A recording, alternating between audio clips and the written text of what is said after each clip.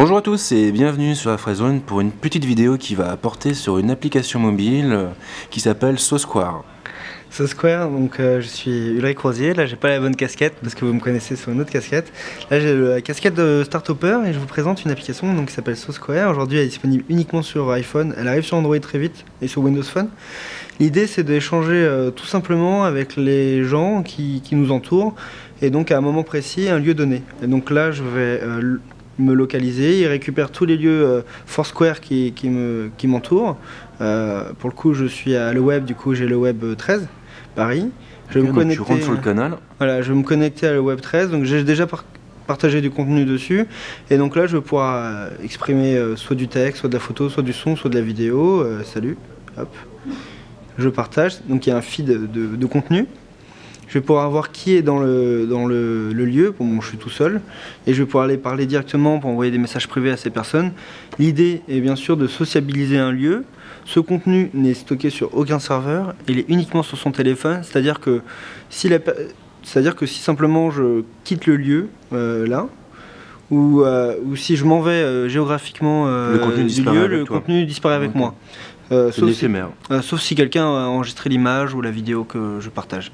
C'est un concept entre Snapchat, donc pour le côté éphémère, et Foursquare pour le côté géocalisation.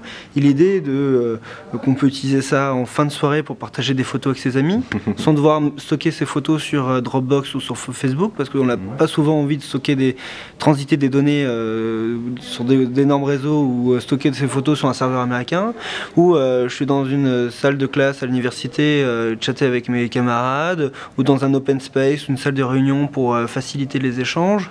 On peut imaginer aussi dans un café, dans un bar pour faciliter les interactions, ou dans un événement comme le web pour faire du networking en perdant le moins de temps et en étant le plus efficace possible. Le contenu dépend vraiment du contexte, du lieu. Donc là, pour le coup, le web, je vais pouvoir, au lieu de perdre du temps, je sais pas perdre du temps, mais croiser les gens que je connais déjà, ça m'intéresse un peu moins parce que je suis ici pour justement découvrir de nouvelles personnes. En même temps, il faut que je me dépêche de cibler la personne qui va être intéressante pour mon business. Et ce type de réseaux sociaux est intéressant parce que ça va être accessible seulement sur les personnes qui sont dans le lieu et seulement le jour où j'y suis, le moment où j'y suis.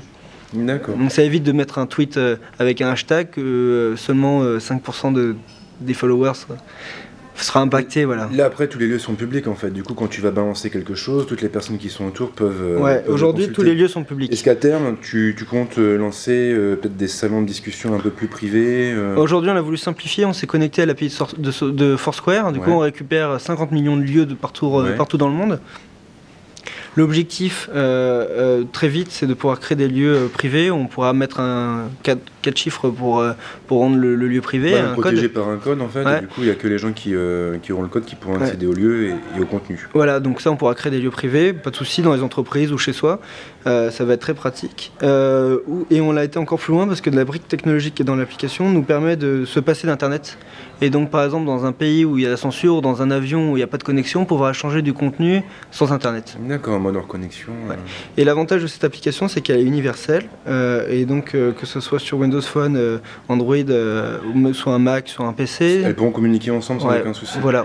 Alors, juste une question quand même, parce que tu es rédac chef de Frandroid. Ouais. Pourquoi avoir commencé par iOS?